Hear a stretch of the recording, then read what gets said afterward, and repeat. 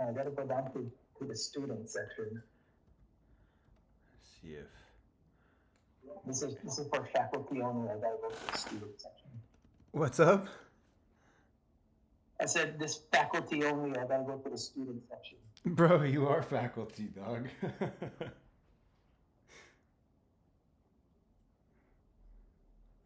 Hello, hello. What's up, dog? What's up? What's up? What's happening here? What are you guys up to? Oh, dude, I was watching some videos and I fell asleep at my desk for like the last 20 minutes. It was great. Crazy.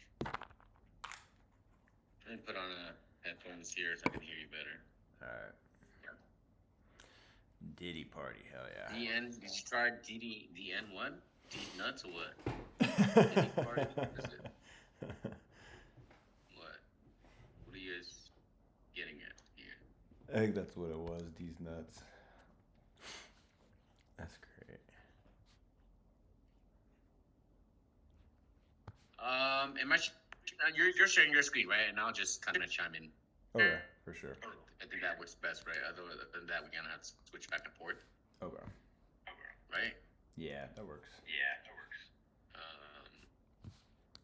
Because you'll be recording, and Yeah. how would that work? You know? Yeah, for sure. Yeah.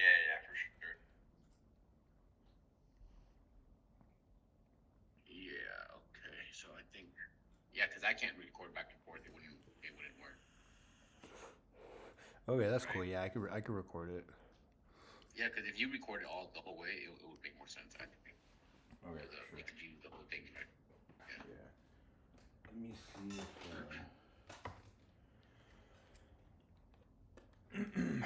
Right. Oh yeah, I forgot. Think you're recording this, right? Yeah. Okay. All right. That's all I have. That's it. Now.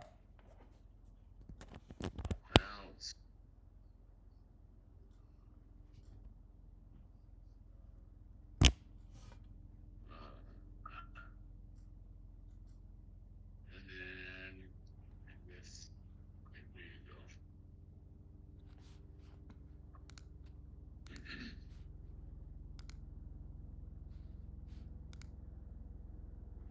Trying to figure out why my sound is so low right now.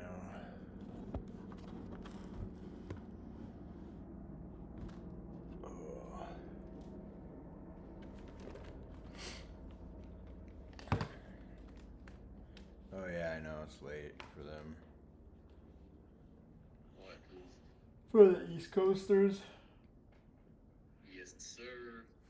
But you know what? That shows the lack of dedication. Shame on them. The lack of dedication. All right, yeah, let's ping him one more time. Let him know. We don't sleep. You know, trading, we go based off the hours of the market. Yeah. Dude, I barely sleep. When I was doing this, man, I don't sleep at all. Now you got a solid record, Cuban, of the direction you were given. In case I blow any accounts and the teachers. Yeah, please go do. All right. What happened? No, he's saying sue us, just in case. What's going on though? Why are you trying to sue us? Oh, in case he blows any accounts after the risk management course. Yeah. So. Hey, make sure you start the video with the disclaimer. Oh yeah, that's a good idea. I always throw that in there in all of them now.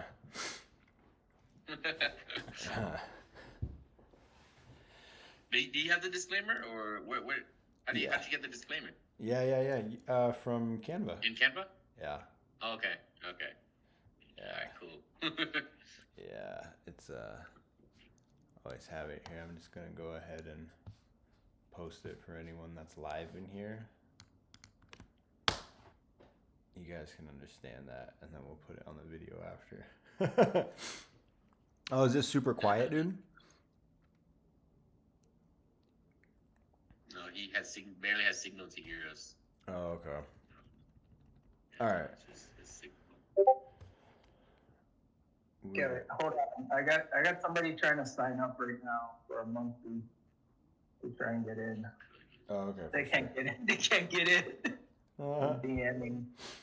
He's like, how do I get in this thing? I was like, oh, you gotta be premium. Oh, hold on, I'm seeing if he's actually trying to buy the premium right now with the code.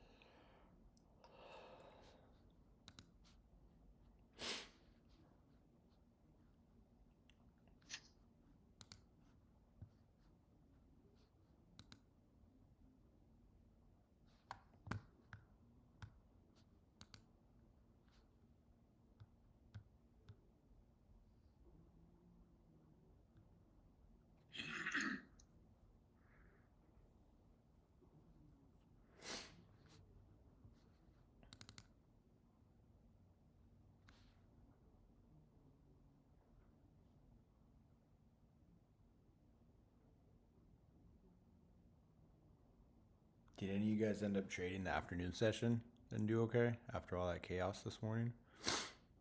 I did. That shit was wild, huh? I did call it out on the chat. As I was TPing too. I think I saw you guys in the same logs we did. I don't remember what I did. What did I do? I took a long, right? You Yeah, I took took a long. longs. It went to like 220 ticks. Yeah. I ended up taking TP like right at the close because I had to go. I wanted it to wait to get it higher because I figured it was gonna have a last end of day run, which it did. It reached to like 92.792. Yep. And after that, it just kind of stalled, right? And then during Asia, I actually, that's why I told everybody before the Asia Open, I said I'm probably going to be trading Asia at the Open because that 800 order was what I was aiming for, and it didn't pick it up yet, and it actually went for it right at the Open. Went right to it. It took a while though. Yeah, it took a while, but it did go for it though. It actually hit the 835 area, which is like I had a BPR right there. Right at that 830 something area. Yeah, it was a good little run up. It was still gnarly long with all that chop up and up, but it worked. Yeah, but the level actually worked out really well too because look, it ran for it. Yeah. Like, it actually ran really nicely to it. Like, let me show you. This is my 15-minute right here, right? Oh shit, wrong chat. Yeah. I sent in the chat right there. Mm-hmm. You see, like it ran right to it, that 835 area. Yep. Oh yeah. Kind of perfect, actually. Yeah. But I was only aiming for the 800. I don't really trade Asia like that, so I'm not trying to sit in the trade, I like to just take my level, and then after that, I'm gone. I don't want to go do my day worrying about it. I notice when I'm in a trade, I can't gym correctly, man. I go to the gym, and, like, I'm thinking about the trade. I'm looking at my phone, looking at the chart, I just can't do it correctly. Yeah. I can't pay attention to anything when I'm in a trade. There's only been a few times I've been able to go to sleep. Exactly. That's me, man. I need to be out of the trade completely if I want to focus on anything. Yeah.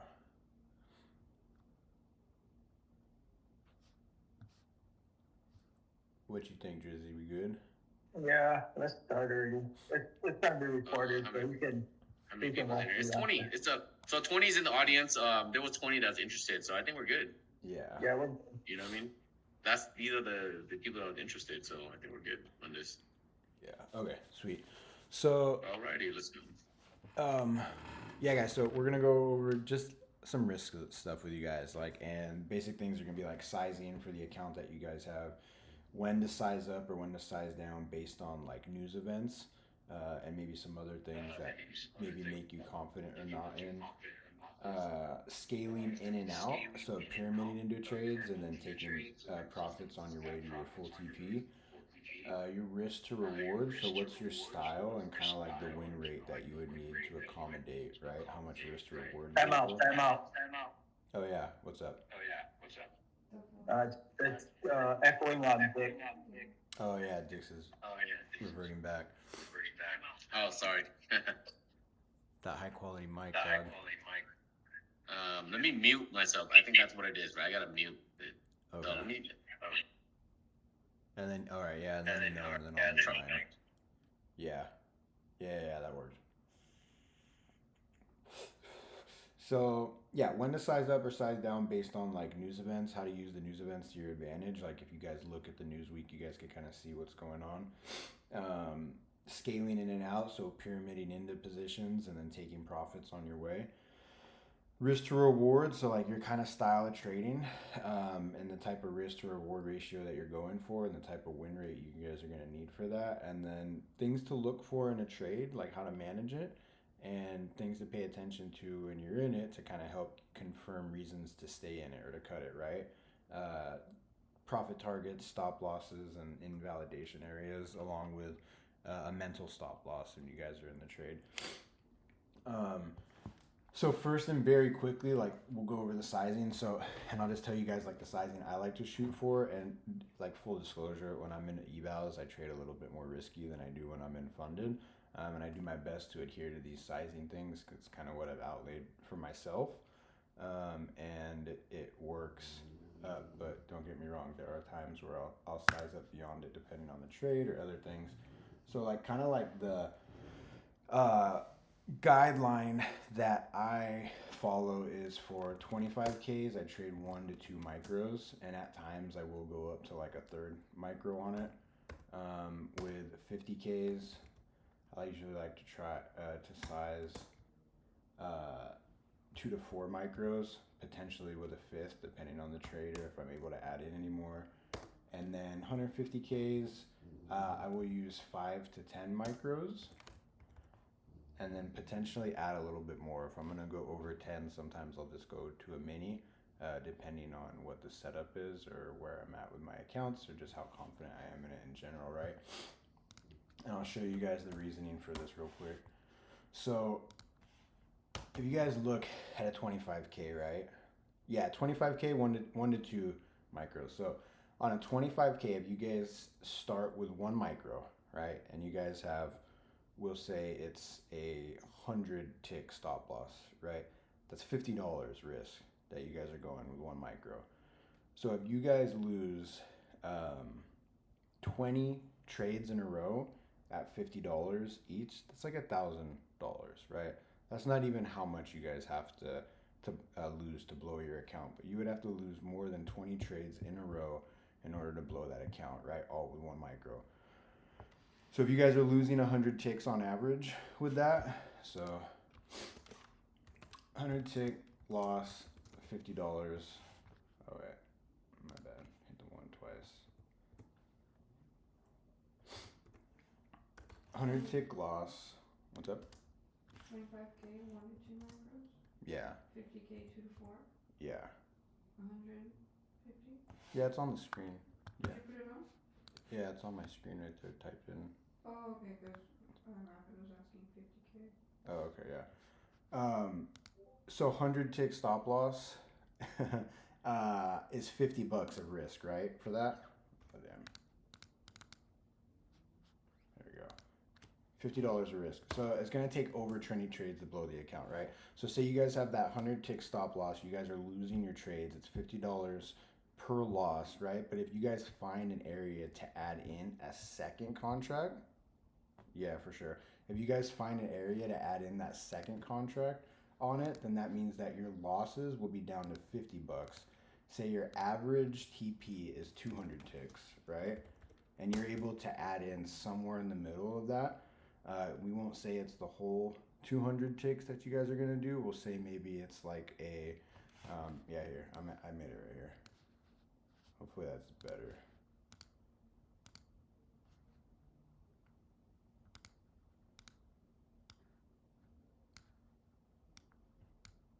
Is better? Okay.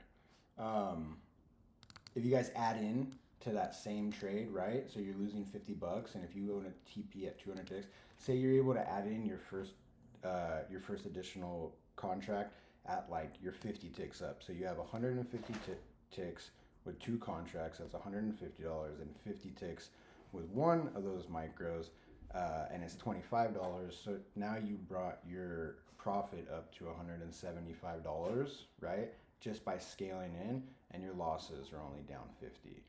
So it's like a 3-to-1 risk to reward by doing it that way, right? And you can still target like a 2-to-1 risk to reward ratio and kind of still have the outcome. It's the same thing for the 50Ks, right? If you guys are losing with 2 micros on a 50K account, $2,000 is the average drawdown for a 50K account. It's gonna take you guys, like I said, 20 trades to blow that account. Sorry, brain's a little bit slow. That's gonna take you guys 20 trades to blow that account, right? Because it's 100 ticks, 2 micros, $100, 20 trades, $2 grand. So you're setting yourself up for like ultimate success right there. Because how often are we gonna lose 20 trades in a row, right? So that's when we start deviating from those things that it kind of makes it. I don't think Dick is talking right now, but it makes it a lot harder to blow your accounts when you're like that, right? And it's the same thing for the 50K, right? You start with 5 micros and you guys can add into it, and it helps increase your winnings, and then it keeps your losers small. That's literally what you guys see Dick do every morning. That's what I do. That's what Pancakes does. That's what a lot of us do. I like to add into my trades when I'm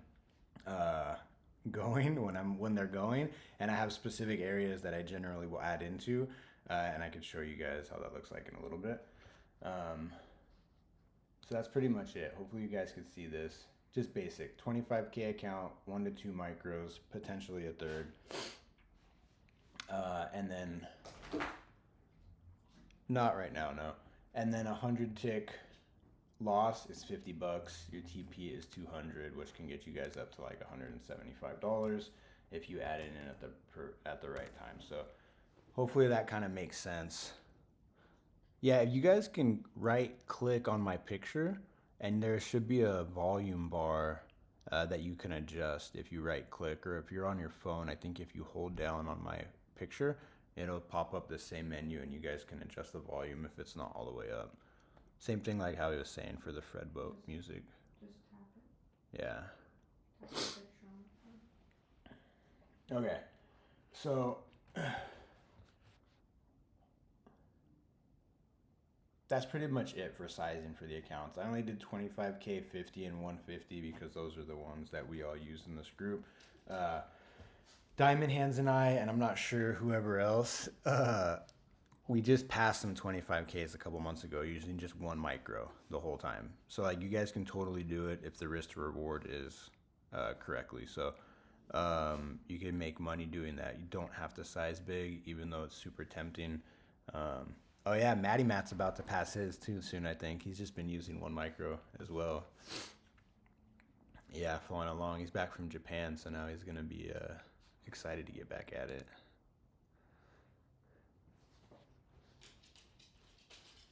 Okay. When to size up or when to size down based off news events, right? Or no news events, or certain days that historically tend to do well prior to news events, right? Hey Tank, what is that TL right there? 100 TL. What is that? Tick loss. 100 tick Oh, loss. okay. Yeah. Okay, gotcha. I was abbreviating all quick. Okay. You've been saying. I haven't heard of tick loss. That's why. Yeah. Yeah. with one. You said how much did you say? Okay, gotcha. And then that 2, 4, 5, is that like the 50K? Is that 2, 2, 4 micros or 5 micros? Yeah, 2 to 4, potentially Okay, a gotcha. fifth, and then 150K, Yeah. 5 to 10. Gotcha. Yeah. Like right now on my evals, I've been trading like 5 micros to 2 minis though. Full disclosure, but I'm not taking Honestly, a whole I lot think of trades. I think like once we get used to the micros, once you guys get used to the micros, it becomes a lot easier to like size like this. It's just Yeah. it's a little bit uncomfortable in the beginning because you're not used to these numbers, right? But then once you do it, you realize how long it takes for you to actually blow an account. Yes. You know, And it's really I think nice. yeah, it is. It because people are so used to like just blowing their account in a day, you know. Their Yeah. accounts usually don't last if they lose if they're in the red in a day, they're gonna blow their account with minis. Yes. Very quick. You know? And even on that Yeah. 25K I did with the 1 micro, I was able to take like 3, 4 losing trades some days because I would take like multiple entries because sometimes on a setup, price doesn't always retrace to the optimal area. Sometimes it takes off real early, right? Like kind of like right up here on this. This entered, even though this is right in line with this high in this Morning. FEG. Yeah, this morning. This morning, actually, if you let's use that for example, pre-market, right before the market opened. Right here. It was a perfect entry. I saw it, but I just wasn't ready to execute because I wasn't even ready for the time of the bell open. When the bell opened, I was like, oh, the market's open, you know? I didn't even realize. But so I was a little bit late on the just being ready to execute it. Yeah, so it allows you, if you trade smaller, like you can take that riskier entry, right? And potentially take a loss and still get the second entry after. Because if you're trading with the right risk to reward, then you guys are going to have a banger that comes from it and it's going to outweigh it, you know?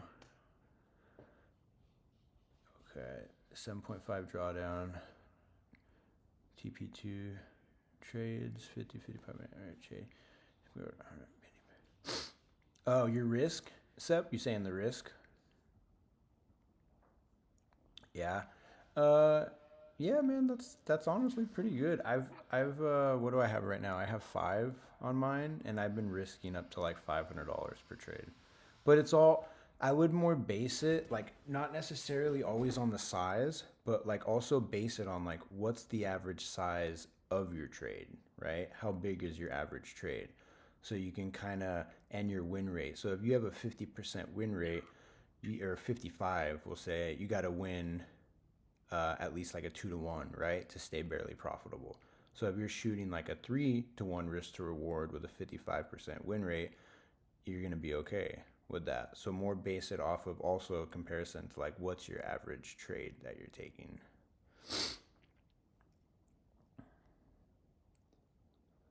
Yeah, 5 to 10 micros, dude, for sure. 75 ticks isn't that much though, you know, with one mini, what is that, $300?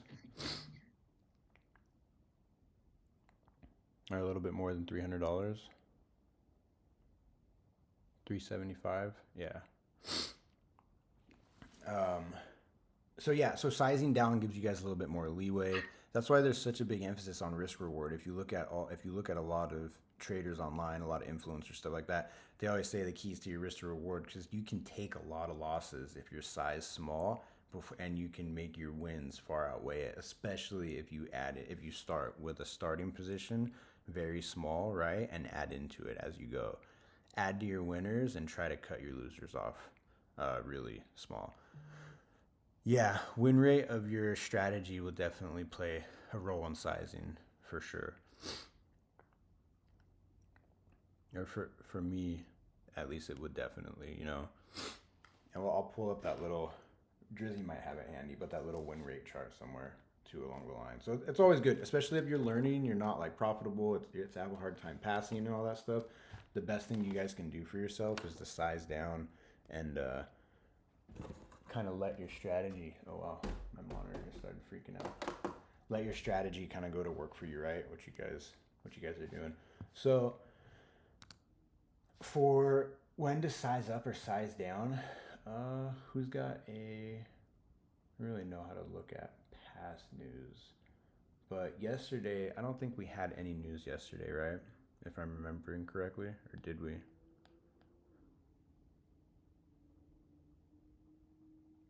Well, anyways, regardless, um, if I'm looking at these calendars, right, and I'm looking at certain news releases at certain times of the day, yeah, no news. Okay, sweet. Generally, like Dick said for himself, Mondays tend to be a little bit rockier day for me. And especially no news Mondays, even though we've seen them book lately pretty well on some of the Mondays. Still, historically, Mondays are like the weekly power of three, right? So it's the accumulation day of the week, generally. So you might see more ranging, more choppiness, and not so much like definite direction in the market those days. Usually, not always. Um, and I'll look at my news right here and I'll see what days we have what. Do we have earnings? What do we have going on this week that would allow me to think to when to look for potentially like a high a week, a low a week, or a reversal on the week, or even big days, right? And if you guys look at news releases like NFP, CPI, PMI, FOMC, if you guys look at those news releases, those are generally when we get the big moves in the day. And specifically with that CPI and PPI and NFP, that setup we went over last week prior to CPI is usually a pretty good setup. It's usually pretty solid. The day after we did it, it played out exactly like we had went over. So for me personally, I tend to size up on those days. If the setup's going the way I like to see it, I usually will add a little bit more size because I've been better at trading those days recently. So I'm a little bit more confident in taking those. But if you guys look at the news week here, like no news Monday, right? Chop.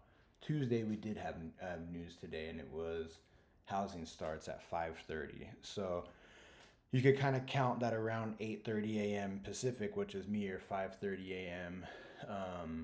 Or 5:30 a.m. Pacific, which is me, 8:30 a.m. Eastern time. Maybe we're gonna see a spike in price or a drop, something a little bit aggressive, and potentially a reversal, right? Because that's the only time we have news that day. And if you look at today, well, I don't know what the time was. That's where we actually dropped down, and then right after that we reversed back up into that long. Yep. All day. All day. So here's because of that move, we actually dropped. We finally got the drop down to that level of 400. Yeah, and that was it right there. The news. The feds use the news to inject liquidity into the market. It's actually not people buying and selling at those news releases, which is why it goes so crazy so instantly. So those news releases are the way that the feds use to inject massive amounts of liquidity into the market at that time to kind of get price to do what they want to do. And here you can see at 8:30 we had our news release. We came down to the low of day at 9, and then we continued up all day from the rest of that. And it was actually, there was last week's low was right here, and we went from last week's low to last week's high, and we took both of that, or to previous day high, and took both of those things out. And that's exactly how I use the news to trade. Like tomorrow we don't have much news going on, but we have Nvidia earnings. So what is that going to tell me? That's going to tell me the size down, right, in the day if I'm trading, because Nvidia is going to be tomorrow's driver that pushes the market. And leading up to historically big events like that, price doesn't always find a direction. We may chop a little bit. Yep, that's well said, man. You pretty much described that perfectly. Yeah. On what tomorrow will be like, and this is perfect timing for this risk management class too, because tomorrow, we gotta understand that it's probably gonna chop because of the earnings that the market's waiting for Nvidia. Nvidia is a big market mover, so it will bring the whole market down if it does that. Yes. Yeah. So tomorrow, guys, we need to size down, right? Size, don't size up, and just expect some type of chop, most likely. Yeah. Like in a range. Most likely. And like I said, it's not always like that, right? Because we've had some Mondays where we've caught huge moves. But generally Yeah. speaking, those are the type of things that are going to It's protect you guys in your trading. yeah. Yeah, it's safe to assume that. And then sometimes the market will run. Let's say it'll maybe run for liquidity, and then use Nvidia to get wherever it wants to go. Right. Yep. Yep. So Exactly. And so sometimes that's like the odd days. yep. And it grabs liquidity all day until that news release from both sides, right? It has tendencies to do that. Yeah. And then after that, we don't have a whole lot. We have existing home sales at 7. So right here on the 21st, which is going to be Thursday at 10 a.m., I might be looking for like a 10 a.m. reversal, right? Because that's the news driver that I might be looking to push price into its final area, high or low for the day, before I look for like a reversal on that. And What about the initial job claims? Early morning, pre-market. early in the morning. Oh, maybe we'll see what happens with that. Maybe we create a low here. We kind of come up, and maybe this will be a retracement into like a gap, fair value gap or something that makes it continue in that direction for it. Or potentially this can make it continue going in the direction it was and then reverse right here at 10. So I see that you have Canada news on, huh? I put Canada news on because CL is affected by the Canadian news. So I see CL, you said crude oil, right? yeah, when we were trading CL last year, I had it on there. I just never changed it. Gotcha. Yeah, because Canada's like one of the biggest importers of oil, or the biggest, I think. So that what goes on there affects that certain thing. Oh yeah, that's right. Yeah, I remember. And then right here for Friday, confluence. Yeah, that you remember the confluence bacon. Yeah. So that's pretty much how I'll use the news, like to judge my moves on the day and the things that I'm looking for with it. And I know Dick is the same way. And we just keep learning this stuff as we go. So it's just make sure you pay attention to those days you guys have. What was that you said? What was it that we do together? Oh, how we use the news in the different days to judge like our sizing and our risk management and stuff like that. Yeah, I think that's really important because I noticed some of you guys actually don't look at news, and you guys are unaware when news comes around. So that's something that everybody needs to really make it an importance. That's the reason why we have our Traders Reborn bot reminding you guys every morning at around an hour before the market opens. Mm-hmm. It gives you guys the link to the weekly news so you guys can easily click on there. It's a little bit annoying, I guess, in the morning, but especially for new members, it really helps, right? Because in the morning you get that notification, just click on that link right there. You don't have to ask anybody, every morning, just click on it. It's like a reminder. It may be naggy, but it's what's necessary, Some of the things are naggy, but it's there to help you guys. Yeah, no, it's good because even when I started, I didn't know how to use news. So the only thing I knew is not to trade it because I'd blow my account.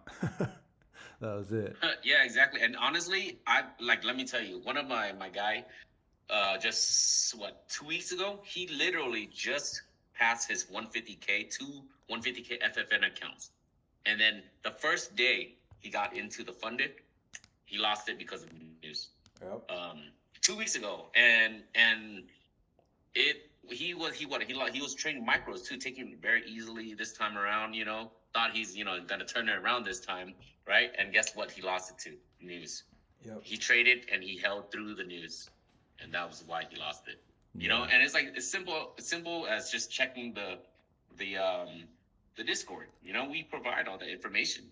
And that's the reason why we use Financial Juice also. I was going to use, Forex Factory, but the problem with that is that it doesn't show the red news that the FFN, counts as red news, right? So that's the reason why we stuck with Financial Juice to make sure that everybody, we're not going to get any blown accounts. Yeah. But even with that, see, blown account. Yep. Yeah. It's good to pay attention to. It's the saddest thing, man, to see you guys make those kind of mistakes when we do everything we can to prevent it for you guys. Yeah. We try to make it kind of almost hand-holding, almost, I would say. Yeah. No, for sure. That's what it is. That's what we want to we want to make sure you guys are set up for success with that stuff, right? Yeah. And Yeah. Some of the things we do is pretty like you can tell I worry about the members, based off of all the alerts that I'm giving you guys, because I'm worried like you guys are gonna make some dumb mistake or like leave a limit order on or something like that. That's why every time before I get off the live, I'm always telling you guys, clear your orders, clear this, clear that. I'm giving you guys the whole like checklist here. Like every single morning, I tell you guys, turn on your copier, right? Yep. Check this, check that, and then before I sign off, check that to cancel all orders. I give you guys the checklist going into the market and the checklist going out of the market. You know, so I try my best to get you guys to success, and news is one of the things that everybody needs to check. I know. Some of you guys still don't check it, and that's what blows my mind. And if you guys can have your Financial Juice account, right, and you can make a free account, and then you can edit what news you want to see, right? Get rid of all the other countries. You can get rid of medium and just have high on it, right? So only red folder stuff shows when you guys look at it, and then the feds. So it's handy to have and just save a little thing right here. Yeah, no, for real, dude. That's what I'm saying. That's why when we all came here, dude, it's almost been, what is it? It's on the 2nd year now we've been in here. That was the first thing I noticed. He really tries to take care of all the people in the group. We old. I know, bro. I feel old. And that's good. So say you guys have a certain setup you guys really are good at, right? You practiced it, you backtested it. Size up on it if you're comfortable with it. I size up on my CPI and NFP trades because I like those trades. I feel confident. My lunch setups, I tend to size up on those as well because I like those. I use Financial Juice because FFN uses Financial Juice. And sometimes like Forex Factory. 808 Hustler, yeah, you're from FFN, so definitely use Financial Juice. Yeah, because sometimes the different ones, they'll show red folder on Financial Juice, but they'll show orange folder on other ones. Not always, but I noticed it with Forex Factory specifically. There's even some indicators depending on what you guys use. I'll just share this one real quick. 2 degrees makes a news. Honestly, I tried 2 degrees, but there are some stuff that's not. It doesn't align with it. No, because they use Forex Factory for it. That's why. But yeah, it doesn't line up perfect. Yeah. FFN Financial Juice, they put it on their dashboard below your stuff for you. Yeah, guys, if you guys are looking for books to buy, guys, buy this one right here. Shit. Hey, that's so sick. That's rad. Okay, scaling in and out and pyramiding, scaling out, pyramiding, and taking partials along the way. I have a couple different methods for adding to them. So like one, for instance, and I'll explain why. So if I'm on a 50K account, I start with my 2 micro contract. I'm going to add in 1 micro at a time after that. Why am I going to add in 1 micro at a time and not 2 or more? I add in 1 micro instead of more because if I start with 2 and I add with 1, it doesn't make my average in the middle of where I got in and where price is. It makes my average only a quarter of the way worse, right? If I'm further on. So that's the reason that I'll use a smaller size to add into it and continue adding with 1. It's the same thing. If you're in with 3, wherever your average price moves to, and you add in with 1 more, it's going to reduce it even less than a quarter, right? Because now you got 3 to 1 or 2 to 1 contract, so it just keeps it a little bit better like that instead of making it dead even. You can add more. That's just the specific strategy I use. Dick, yours is pretty similar too, right? For what? When you add into your positions, you start with 2 and add in with a lesser amount. Actually, no. So the way I add is I add even amount, 2, 2, 2, or 1, 1, 1. Okay. Yeah. So, so also, guys, something that I do want to mention is what I found that works really well when you're adding in a trade, right? If it's going into your momentum, like let's say the trade is going to your favor, right? First, you start with 2, for example. You add another, once you add in another 2, right? And if you're adding in aggressively with price going into that direction, what you want to do is you want to move your stop loss up, like let's say to break even at that point. Does that make sense? Like if you're adding into a trade that's like in profit already, does that make sense? Yeah. Yep. If the trade's already in profit and you're adding like you're what do you call it? You'd be like triangling in. Yeah. That's what they call it. Pyramiding. Right? Yeah. Like when pyramiding in. There you go. Mm-hmm. So like if a trade is in profit already and let's say it retraces back to a certain level and you're adding in on that retracement, right? Now your average is going up. So now if the trade actually pulls back on you, right, you want to actually move your stop loss up to break even at that point, because now if the trade goes against you, you're going to lose a lot more. Mm-hmm. And your trade will become red because you're adding into that trade. So that's one of the strategies that I like to use if I'm adding into a trade in profit, right? Because a lot of people, what happens is, even me in the beginning, right, I would add in a trade and the trade would suddenly become a reversal, and I would actually end up losing even more because the trade's heavier now. Yep. Right. So that's something that you guys need to implement into a strategy when you're adding in. Because if you're adding into the momentum, it needs to continue that momentum. It should not pull back. If it pulls back, you're wrong. Mm-hmm. You know, so you need to get out of that trade right away. And if it does pull back deeper, you can always add back in or re-enter. Yeah. Yep, exactly. So that's one of the key things for risk management that's one style of risk management of adding into a winner. Yep. And a lot of people, what happens is they get really afraid when the trade is going in their favor and they add more in, right? So that's how you can add in and then protect that trade. And it's such a mental game too. And when you guys have a one that's going, you want to add into it, right? You don't want to close it out as soon as you're green because you know it's green, right? You want to add into that position so you can maximize your profits. You just want to do it properly. Like what was it? There was a CPI, one of them recently, and it was bouncing off of a breaker, and we kind of bounced off of it for like 15 minutes. So I actually I started with one position, and I had 3 positions by the end of it, just because of the way it was bouncing off of it. So I was, oh yeah, you could still be green long term if you don't add at all. Like I said, that 25K I passed with 1 micro. I didn't add it into. Actually, I take that back. There were 2 trades in the whole journal for that where I did add into, but the rest of them were 1, and you could stay profitable with it. Yeah, the thing is, if you don't want to add, that's perfectly fine. But the thing is, when you don't add, what you want to do is you want to enter your full position, whatever it may be, and then just have your stop loss, a realized stop loss. That's going to be your loss. That's going to be your win. Yeah, and maybe don't go for the full TP. Take the low hanging fruit on it too. Mm-hmm. A lot of times what happens is, let's talk about the pivot now, okay? Like, you know, as price moves up, since your screen's on, Tank, you want to demonstrate that. Pretty much whenever it pivots up, you want to move your stop loss to the next pivot, right? Because once that pivot area breaks, that means that that trade is invalidated. The trend is no longer there.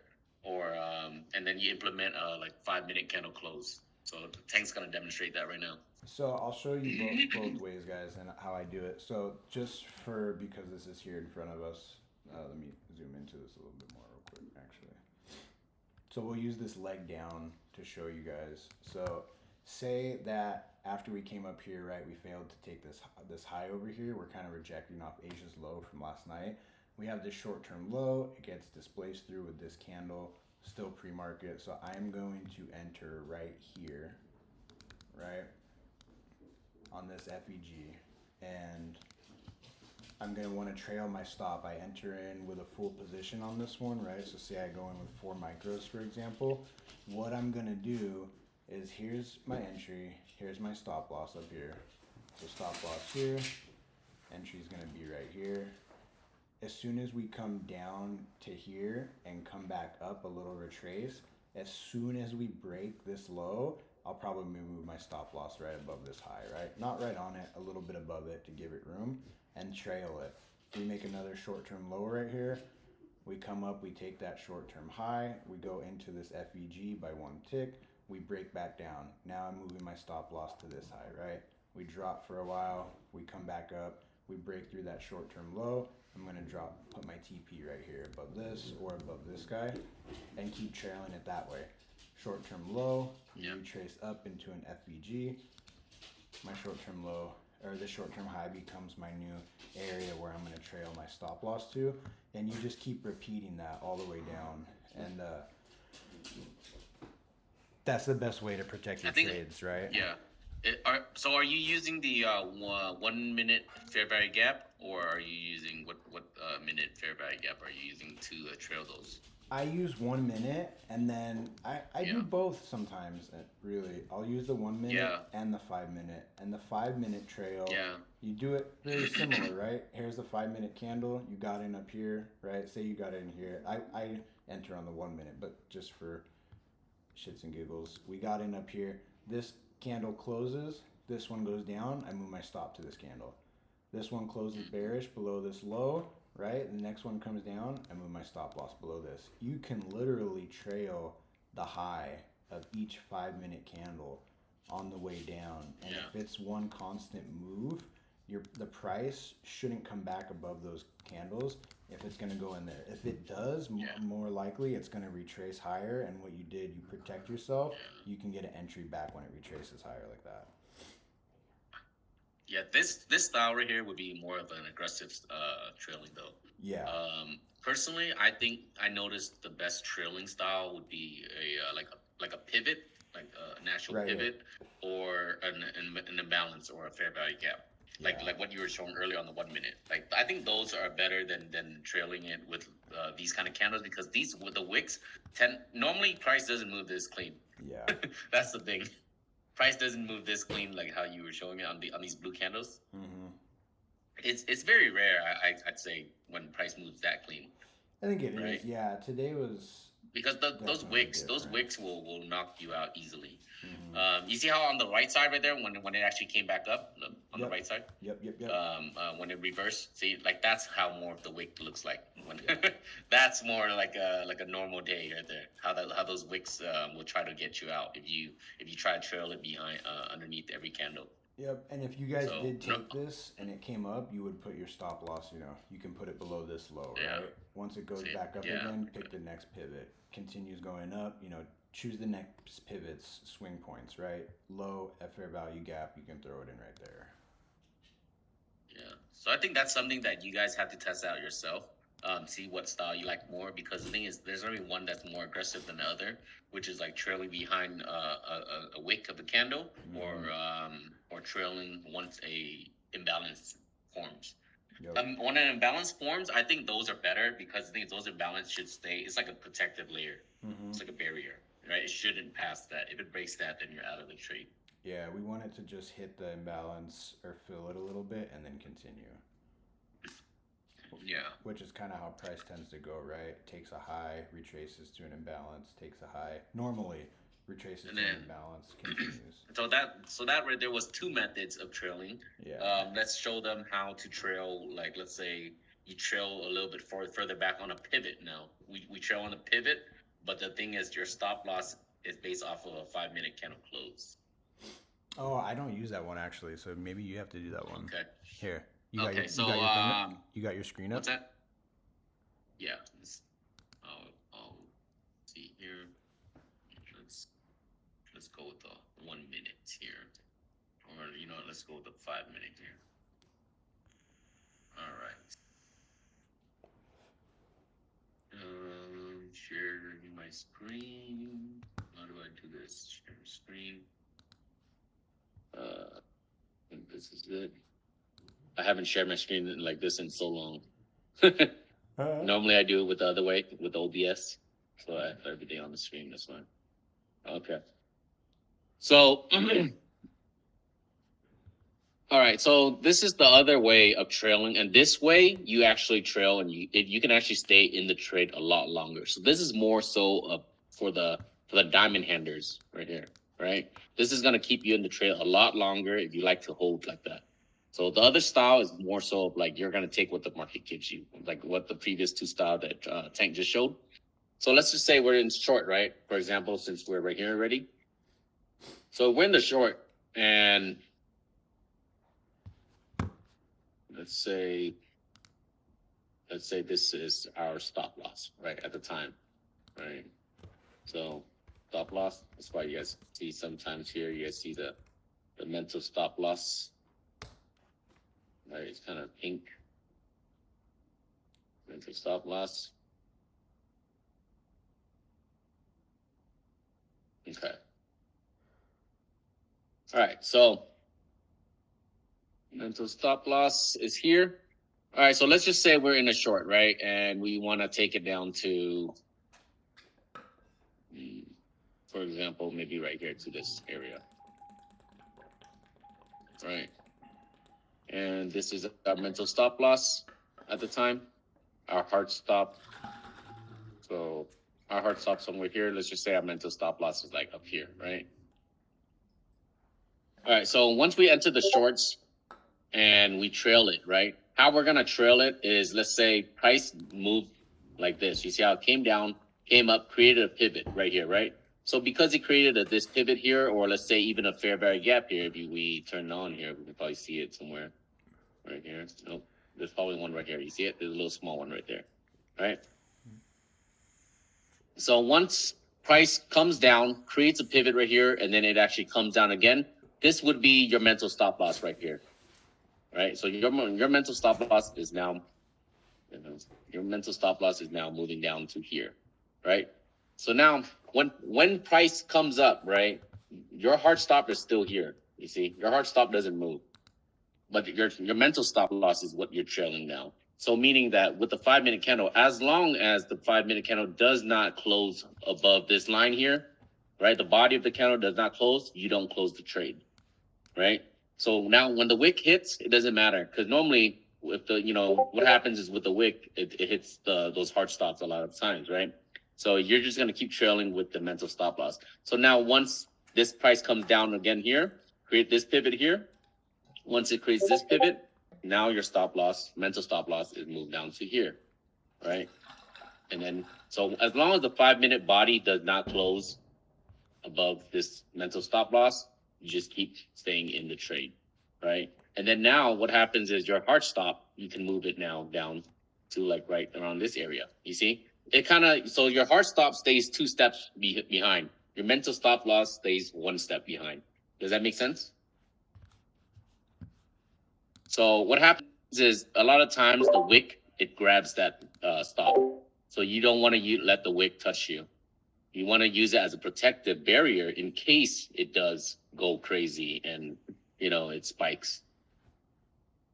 So, for example, right now down to this area, for example, once you come down, let's say right here, right? You came down, came here. This is another support down here, right? This is where price broke up. Now we came down, we came up here, we rejected right here. Your stop loss is now down to, like, let's say at the time right here, right? So now your stop loss is above this area, you see? And then now your hard stop can be like, let's say, you can trail it, but as long as you don't trail it too tight. Whereas remember the first style that Tank just showed you, it's more of a tighter trail. You're trailing it tighter, right? But then you're not, the problem with that is that your trace doesn't get to breathe. Yeah. So there's no retracement that can actually touch it, right? But this style, your retracement can still touch it, but it still keeps you in the trade. So you see, mental stop loss, you just keep, even if price spikes back and forth, right? You don't do anything until the price closes. If the candle closes above this area here, you close your trade manually, right? But if it spikes up, you're okay, as long as it doesn't touch this area. So you're just trailing it 2 steps behind with your hard stop, but then mental stop. And honestly, if you actually do it this way, it actually keeps you in the trade a lot longer. It'll keep you in the trade a lot longer. Let's say, for example, right? Like, see how price came back up here? When price comes back up right around this area, this is where, so the moment price closes right here, you would exit right there. You're going to have to just accept it, close it out. And guess what it does, right? It saves you from this loss right here, which is, it's probably not that big because it's Asia, but, right? Let's just say your stop loss is right here, right? So it saves you like 30 ticks, you see? So it saves you a good amount, just because when price closes, the 5-minute candle closes, it means price has accepted that level. And what happens is usually it'll probably come up past that or below that, wherever the close is. So that's the reason why, you know, when we're looking for trades and things like that, we always look for the 5-minute candle close also, because that's when price accepts, right? Kind of like this area right here. See, kind of like this high right here, right? Once price closed above this high here, what does it do? Started moving up, right? Same thing as this area. Once price closes above here, what does it do? It started moving up. Even though it did come back down, but you know, that's just how trailing works. Because Let you me see want what you guys to are typing. Why don't you move your mental stop loss? Go ahead. Oh, I was gonna say you guys want to save as much of your profits as possible, right? Especially on NQ, because she gets finicky and she likes to shoot in opposite directions a lot more than other assets. So it's just better not trailing it, not doing the 5-minute close, not doing those things. It just kind of tends to bite you in the butt. I've given back a lot of profits not doing that. Yeah. Yeah. The thing is, you also have to kind of decide what kind of trader you are, right? That's why we're giving you 3 different style of trailing style, because this way you're protecting your money, right? And you're also adapting it to however you are as a trader. Are you a holder, or are you the kind of person like me? I like to, you know, just depending on how much time I have, I'll be like, okay, I'll take what the market's willing to give me, you know, so I'll trail it. Right. And then if I have a lot of time, sometimes you'll hear me. Like I'll be like, all right, mental stop loss here. We're gonna stay in this trade. Like this is, and I'll have this little bar up here on the chart, and I'll start trailing and I'll move in. I'll tell you guys if it's above that and it closes, we're out. You know, and then my stop loss will be behind this. Exactly this strategy that I'm telling you guys right here. And then Kevin, you asking why don't you move your mental stop loss down to the bottom green candle? Which bottom green candle? This one. Which one? This one right here. Yeah. Well, the reason why I didn't do it yet, because the thing is, this is where price reacted. We don't have a reaction period yet. You see, there's no pivot, there's no nothing. So there's no rejection, no pivot. So this area here doesn't show that there's sellers here. That's why sellers are here, because you can see the wick here, right? Sellers are present here. They're not present here. Mm-hmm. Yeah. So that's why, remember, you move your mental stop to the pivots or wherever sellers are present, not to wherever the candle is. Because you got to know that if you move it here, there's no sellers here. So price will probably close above here. That's the thing, right? If price closes above here, it doesn't say anything. And look, as you can see, right here, see, it just all did was just range in that area. So it doesn't really matter if price closes above this level specifically, because this level is not that important. This level right here, if you want this trade to continue on to wherever your target, let's say for here, right, you need to make it so that it's actually at the pivot or wherever the sellers are present. So knowing that the sellers are here, and if price can close up here above that level, that means that sellers are no longer there. Sellers have left the chat. And you can see even on that next green candle right to the left of those 2 circles you just drew, they even tried to it even started to go back down right there. It reacted at your mental to the left a little bit.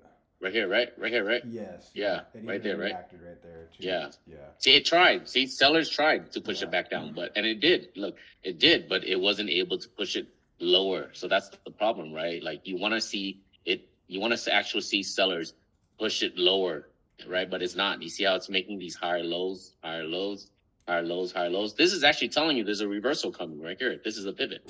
Yep. See? So this is actually a pivot right here. See, now instead of making a lower high, lower high, lower high, right? It actually started making a high low. You see, and now it's actually breaking that trend line. Mm-hmm. So that's kind of the first sign of reversal right there, right? So Kevin, actually at that very moment, if you want to trail it tight, because you have this candle here, so this is all like situational also, right? It's so like what you said works out also if you see something like this. So I was just looking at it based off of this trend, right? But now if you look at the actual price action, price did bounce right here. So once price bounced right there, right? So you can actually do this. You can actually, at that time, you can move your stop loss down now because price showed itself as a potential bounce, right? And then after that, the price is doing this right here. Now it's not Now it's failing to make that lower low, and it's starting to create a new pivot. Now you can actually move your mental stop up. Down. So in this situation, you can do that. You see, because now you suddenly stop making lower lows, right? You're now making these. You suddenly, see, you're failing to make that lower low. So the trend is slowing down, and you're kind of rounding out, right? You're rounding out, as you can see.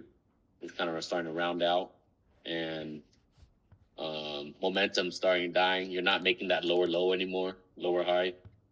So see, all these things mixed together is how you can, kind of tell when to move stop loss, right? But if you guys actually implement this mental stop loss, it's a very powerful strategy. The thing is about it is that it requires a lot of patience, and it's gonna scare the hell out of you with the wicks. Those wicks will strike your stop loss like crazy, like this. Let's say, for example, right? So you see, like in this example, this is how the wicks will look, right? If you want to see how it looks on the like 15 second, let's see how it looks on the 15 second, right? We're gonna go into that little area and see how it looks. This is how price is moving during that time of the stop loss. You see, here's our mental stop loss, right? Here's how price is moving while you're sitting there watching it close, waiting for it to close on the 5 minute, right? This is what it's doing to you emotionally. You can tell. Yeah. So you see, everything in hindsight looks so easy, right? The wick didn't close. 5 minute, still stayed below. The body still stayed below. But this is actually what it looks like right here while the chart is moving. Look at it. It's playing with you. It's scaring you out. It's trying to shake you out of it, out of the trade. This is the 15-second candle. Every single candle is 15 second. And you see, it looks like price is gonna take you out, right? But look what it does eventually. It comes down. What was the other thing I wanted to implement? Oh, volume. So I am someone that uses volume also. So where did my chart go? Okay. So I'm someone that uses volume also. So let's say, for example, see right now it's a little bad because it's Asia session, so it's hard to kind of show you right here how volume looks like, right? But let's just say it's hard to see with volume, right? But so as you can see right here, this is a 5 minute, right? As price comes down, right there. Okay, so something that you can use to gauge if the trade is continuing a trend or if it's actually gonna reverse is volume, right? So price is coming down here, right? As it's dropping, volume is increasing, right? And then once you get to this area here, this is supposed to be buyers right here. Do you think buyers will take over when it's this low volume? No, right? So there's a dip in volume, meaning there's no buyers present at all, even though the candle itself will show that it's going up, you can see the volume here shows that there's no interest in pushing it up. So what happens is that means that momentum will continue going. And then the next candle up right here, this is where you can see here the wick, once the wick comes in and there's a lot of volume, what is that telling you, right? That's telling you right there that there's buyers right here in this wick when it pushes up even higher than the previous candle. So right there is when with this wick and a hammer like this, if you guys know candle formation and candlestick pattern, the hammer here shows that this is obviously strong buyers present with the bottom wick like that, right? And then right here you can see volume just kind of died out, so this is why price is just kind of going sideways. But when volume dies out like this, it means that there's no longer interest in price getting pushed down. So usually this is when this trend will die out. When a trend dies out, you'll see the volume die out. Usually that's how it works. When you can see, look, as you can see right here, look right here, right? See how it's pushing up? Volume stays strong. The moment volume dies out, what happens? What happens at that level, right? It died. You see? Now it's coming back down.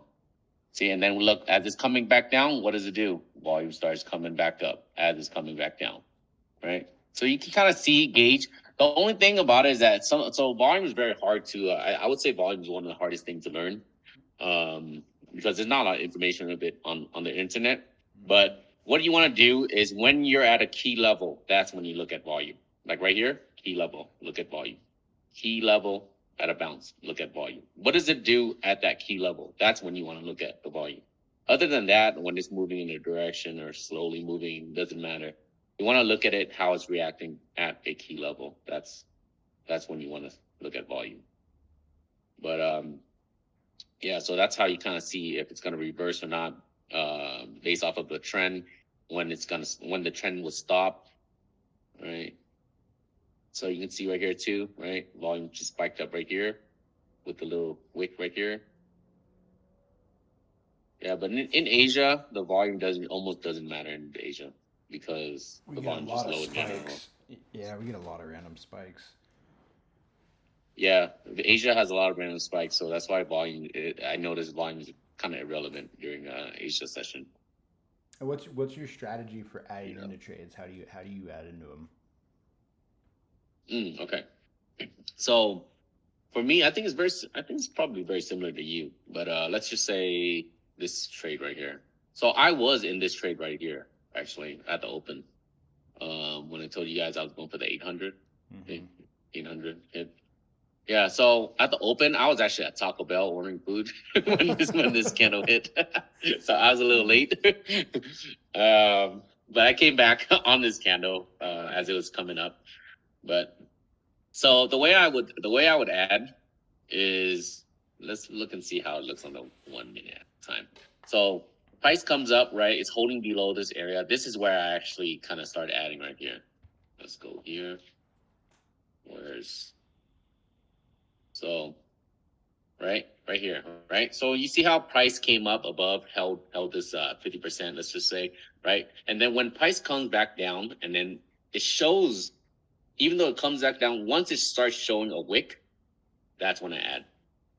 And then my stop loss right there would be right below that. Because now I added because it's bouncing off that level. If it goes below this level, I don't want to be in it anymore.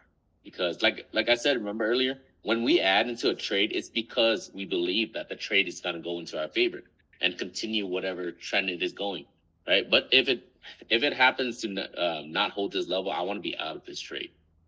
Because now we don't want this trade to actually fall, and now we're in even heavier. So that comes down to that risk management part where people add and they just leave their trade in their full size position, and your average becomes worse because you're adding into a trade. Let's say if you're averaging in a winning trade when you have a better entry, right? And that's the thing about like a lot of traders, they don't want to ruin their average, and so when you add in a trade, it's going to ruin your average. Mm-hmm. And your ticks will change. You base the adding off the 1 minute time frame. Yeah, so it also depends. So I will add on the 1 minute if it starts wicking like this. Look, wicks, add, and then it comes down here. I'll add again. I'll keep adding. And it comes down to the 5 minute candle again, right? Does the candle close? Is the candle closing underneath or is it closing above?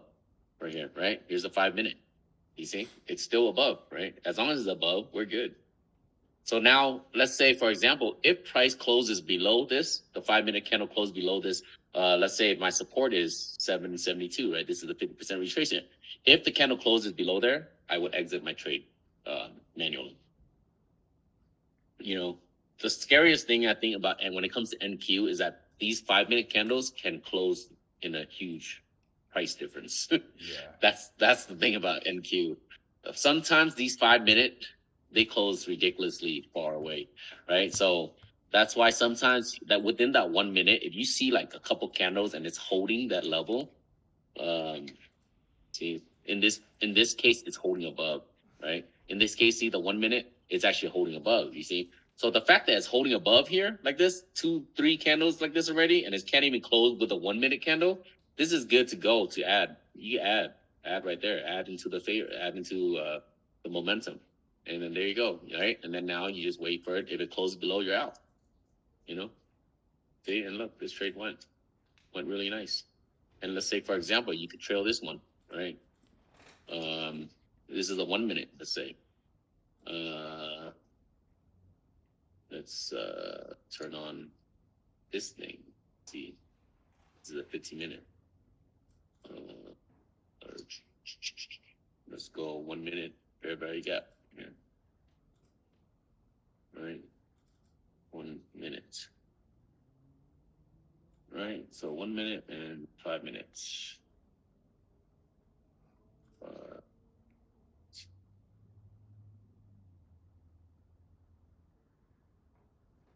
So, right, so as we go up, I don't know why there's none here. That's weird. Huh, weird, huh? It's not showing right here. There's clearly some right here, but it's not shown.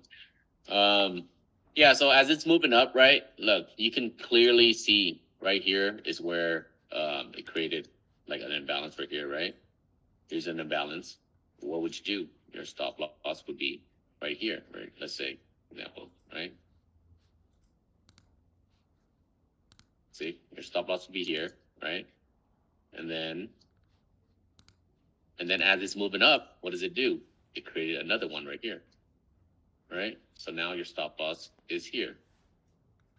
You see, you can even trail it with a mental stop loss of a 1 minute, and it'll be even tighter, right? Because now it's just how tight do you want to trail it? Are you the kind of trader that goes for the big bangers? You know, that's what you got to ask yourself, right? I don't know you as a trader. I know some of you and how some of you trade. Like, you know, I know Tank loves to hold, right? I know Diamond Hands love to hold. You know, so those are the guys that like they're gonna hold through all the pivots, right? I'm kind of medium holder. I like to trade on a minimal time frame, and I just want to get the hell out of the market, you know. So see, like this, right? For example, you're trailing. See, you just keep trailing up, and look, as long as it doesn't hit your level, you're good. Look, it keeps going up, right? Here's another small little thing right here. All right, here's another one right here. Right, here's another 1 minute fair value gap. Right, so now what do? Right, you just move it up.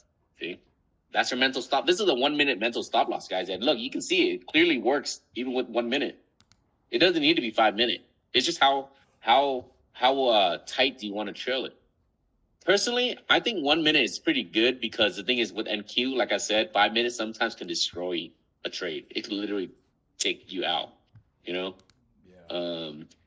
Right, Tank? Yes.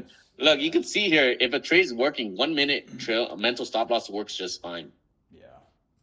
And I think it's actually probably better than a 1 minute hard stop.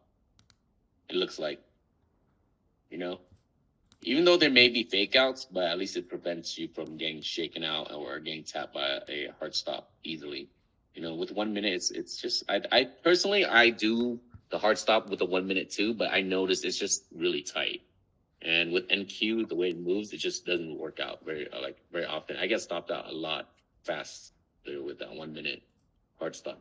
Yeah, I'll use the right, so then you can 1 minute a lot when I'm doing like a 15-minute PD arrays, and then it makes a 1 minute market maker model. I'll use the 1 minute trail, but I get stopped out a lot, and it keeps going in the direction that I want. Also, after. Yeah. You see, and then see, Sep, like I'm surprised you don't know about this mental stop loss thing, Sep. I'm really surprised actually. So you see, this is your next trail, right? Mental stop loss. You see, 1 minute can also work. I think personally, guys, based on experience, now that I'm actually showing you guys, I think 1 minute mental stop loss is probably, I would say, the best one. You guys can try and see which style you like, right? We just showed you 3 different styles of stop losses, however tight you want to do it. But just know that if you trail with that hard stop, NQ loves to stop you out. NQ love that wick. You already know how wicky NQ can get, you know. So mental stop loss is actually really good when it comes to NQ because there's a lot of manipulation in NQ, and mental stop loss is what's gonna help you prevent from those wicks. So as you can see, right, it works really well right here. You can see here, there's another one right here now. You see, you just keep trailing it. Look, and you just keep trailing it. And literally, it would have worked out perfectly. Really nice. You see? Yep. And then look what happens, right? Finally, it actually finally dies out. And how much point would you really give up? let's just say, like, look, here's your mental stop loss. Here's the close, right? You would close your trade out right there the moment it closes, right? We're gonna measure it right now, right here. Look, this is from this high, right, down to this low here. Look, you would have gave back 74 ticks, which is nothing in the NQ world. When you're trading NQ, 74 ticks is nothing, and that's actually considered a small stop loss, which is a beautiful one because, like, having a 74 tick stop loss, I would love that. I would love 74 tick stop loss all day, every day. Yes. You know. And then I'll actually here too. Here's another thing, right? We can actually. There's another small, tiny fair value gap right here. I just saw. You see, as we're moving up, right? When price is moving like this, let's say for example, right? All we see is this. You see, right? All we see is this. So technically, our stop loss can be like right here now. See, right? If we're sticking to the rule of 1 minute stop losses, mental stop loss, and look what happens here. Look, you'll still be in the trade. You see, even with this, right? You see that mental stop loss being respected? Right there. 1 minute candles not closing underneath, right? And look, at this point, if you see this rejection, you can get out, right? Because now you can see here it's making a lower high. And we know right here, as you can see this little emoji of the down arrow, we know that this area is a big rejection area. So the fact that price comes back up there and is actually rejecting, you can actually exit right around this area, knowing that price is making lower highs now. You see? So this is all based off of decisions, right? And look, here it is. The moment it closed, you would exit. How much would you have given back? Let's see. All right, 44 ticks. All right, so there you go. So that's kind of like how the strategy works. And now look, you'll be glad that you're out of this trade actually, because of the moment you close here, guess what it does, right? It goes down even lower, and then after it comes up and starts chopping around for let's see how long it chops around for, and then you'll be chopping around for this long, right? This is going to be 21 minutes, for another 21 minutes, when you could actually be done with the market already. You could be done going to the gym, doing whatever the hell you want to do, but you saved you right there 20 minutes. You can get out of the market 20 minutes early before you can actually see this action again, you know? So me, I'm all about preserving time and getting out of the market early. That's me. Like, if the market gives me that money, I'll take it. I'm out, you know, go do my thing. Take it and go. Let's see. Less Yep, exposure. I love right? taking my money and go. Yeah. Yeah. So any what other questions you guys got? But yeah, hopefully. So I know. I guess a lot of you guys are not aware of this mental stop loss thing. So that's good that we did this course. At least you guys have like one method there. But I think now that I'm actually so these courses actually sometimes remind me of things too, and it's in a way it's kind of like back testing for me too, right? We're doing the course, we're demonstrating things, and I'm actually seeing it live right now with you guys, right? And it actually works out. So guess what I'm gonna do? I'll be doing that tomorrow. I'll be implementing it more tomorrow, and then now anybody that's on the live with us today, you guys can actually see it being worked on tomorrow, and you guys can practice it with me. I will walk you guys through it step by step, and I'll remind you guys what to do. Let me just correct this thing here. And then how do you what's your way of targeting? How do you pick your targets when you're in a trade? Okay, that's secret. Highly classified intel. One moment here. Let me get that. Let me get to that. Let me correct this thing first.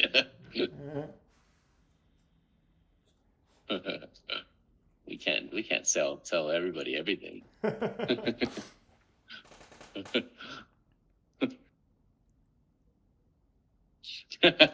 right. Anyways, let's go back to it here. Okay. So you said, how do I give target? Like, what do you mean? Like, how do I target liquidity and things like that? Yeah. Like how do you pick your targets when you're in a trade? All right. Let me. This is a 1 minute, so I obviously have a 5 minute.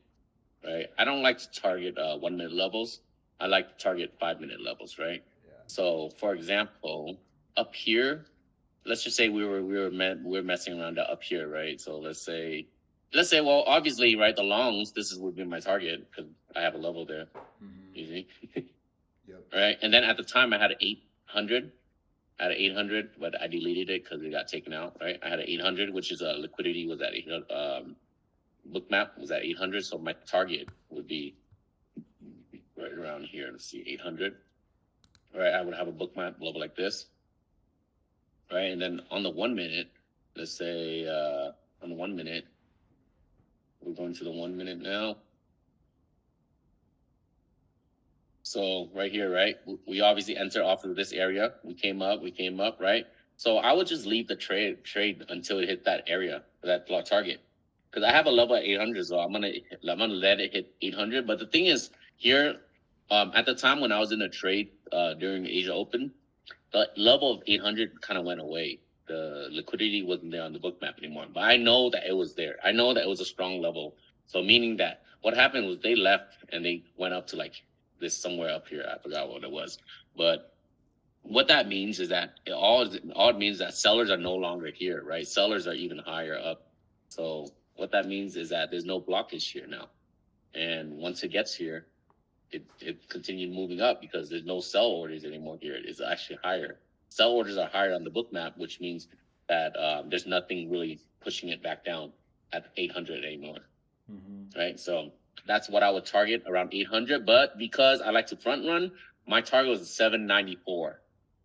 That was my front run target that I typed that out on the trading floor too, for anybody that was wanting to take the loans. Like even before the market closed, 794 was my target. You know, it's just front running because I see price reverse so much before it actually hits. You can see right here actually. Look, So 796, right? Yeah. Look, 796. Look how much it rejected it. You see? So 794 would have gave me a good hit, right? Because look how much it rejected, right? Like I guess it looks big, but it's not that big. Yeah, so see, it does reject though. You see, before it gets to that actual 800 level, what does it do, right? It actually rejected, and then it came back up. You know, Yeah. so that's why for me, my style of trading and my leveling system that I've done, it's to get rid of this area of rejection here.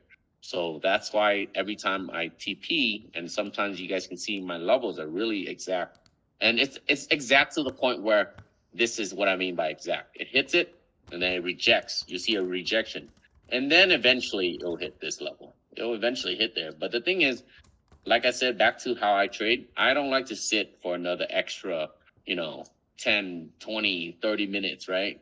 This one's 7 minutes, but normally in the market, sometimes for that extra like 4 or 5 points, I'm literally waiting for like an hour, and I'm filled with regrets when that happens. Yeah. For another hour, I'm waiting for just another 20 ticks, it's just not worth it to me.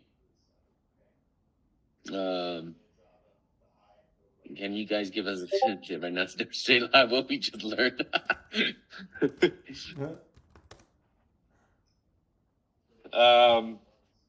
Yeah. What else? If you guys have any questions, this is the perfect time. I need to drink some water, and my mouth is parched. Well, what do you what do you think, Tank? Any inputs on your end?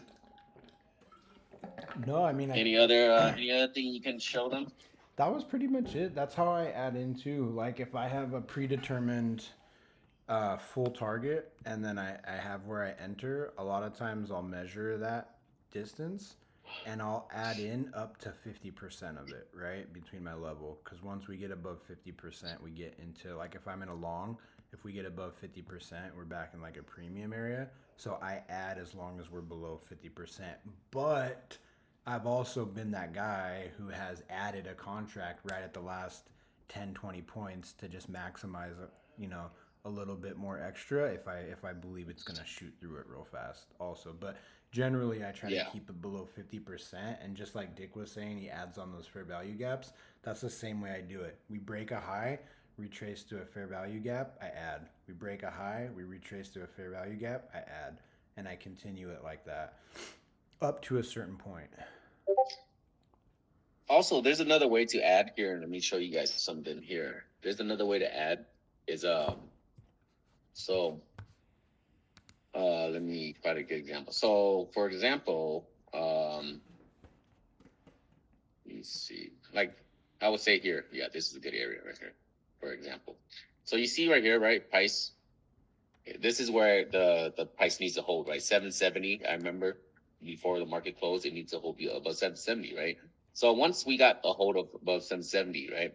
Once we got a hold above 770, that means that price has accepted price going higher.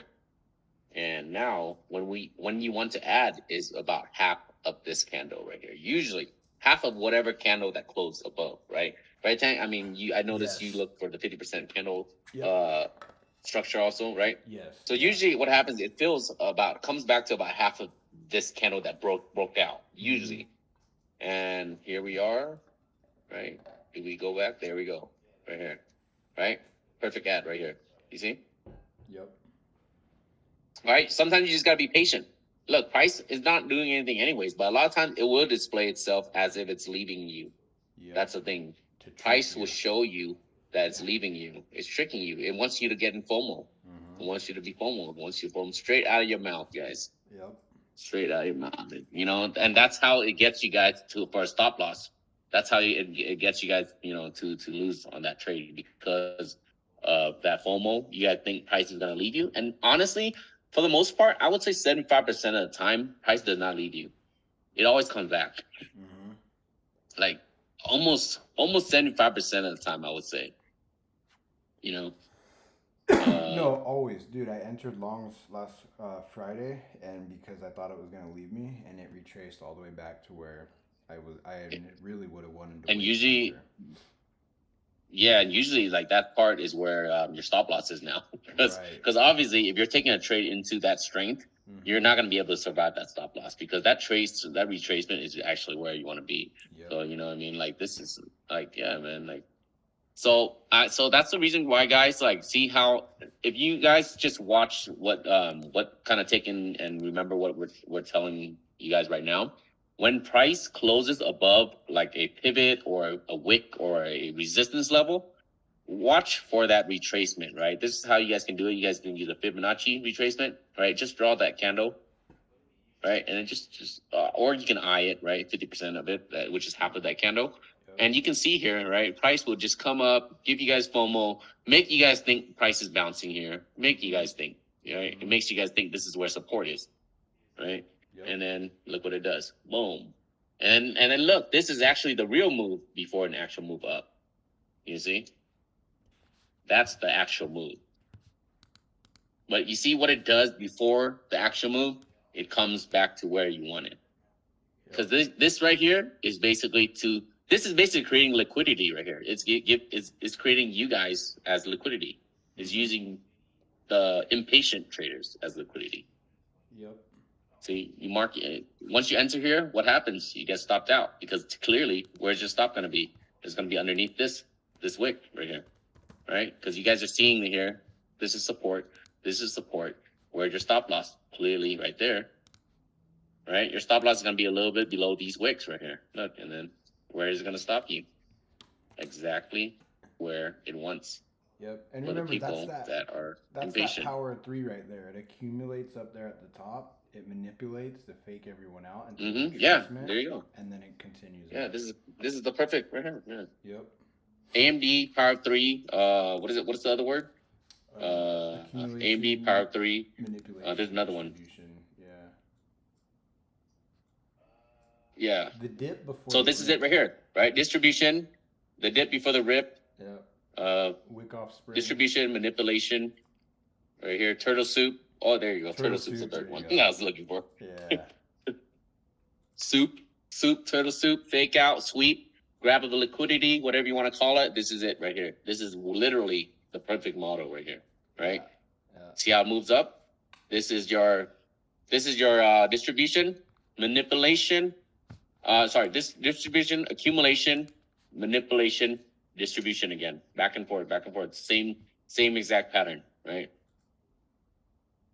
And guys, something that you guys need to understand also, right? Be patient on your entries. This is why you need to be patient, right? Look, believe that this is your trade. This is where the breakout is. So this is where you want price to retrace back to, you see? And it did just exactly that. This is where you enter. And this is where I actually added, exactly here. Yep. You know?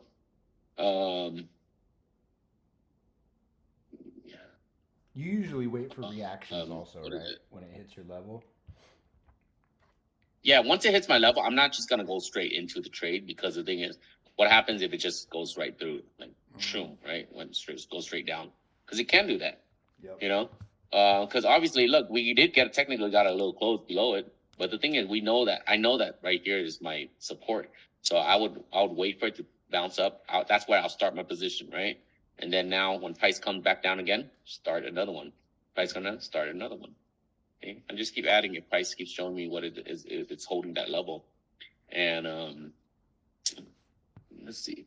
And what you guys got to understand, guys, is that the chart, the algos.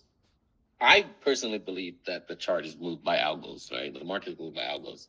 I don't know how some people, right? I don't know how you guys feel about it, but I personally believe that. And I remember reading somewhere or seeing somewhere that they say that the algos are not based off of price; it's based off of emotions, Yes, the psychology. right? The market moves off of emotions. It's psychological, and it's built for human emotions, right? And once you guys kind of see that, you guys will kind of notice what it does in the market. Everything it does is to create FOMO and create fear. Yep. Right? This right here created FOMO for you. This is FOMO right here. Right? This is FOMO right here. This is also FOMO. Right? It created this so that it makes it look like it's about to go. But does it go? It goes down. Right? And then here it is. Created, okay, this is about to take off because it's creating higher lows. Right? So now you want to hop in. You hop in, guess what? Boom. Smack you down. Right now, it smacks you down. What does it do here? Created fear for you. Now you got stopped out. You're out of the trade because price is going against you. And then what happens here? Baked you out again. Came back up. Yep. You know?